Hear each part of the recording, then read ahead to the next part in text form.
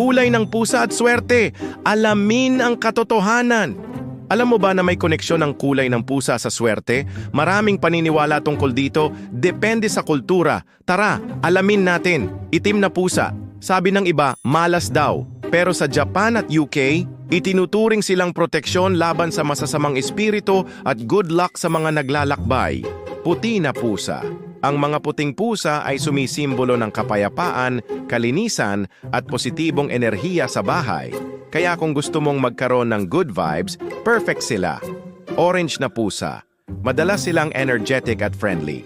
Sinasabing sila raw ang nagdudulot ng saya at good fortune sa kanilang tagapag-alaga, dilaw o gintong pusa.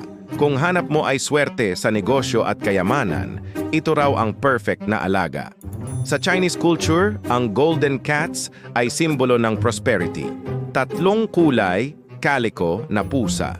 Itinuturing silang lucky charm sa maraming bansa, lalo na sa Japan.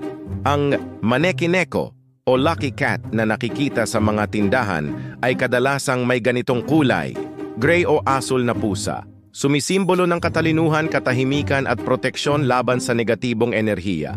Perfect kung gusto mong payapang bahay. Ano sa tingin mo? May pusa ka ba sa bahay? Anong kulay sila? I-share mo sa comments.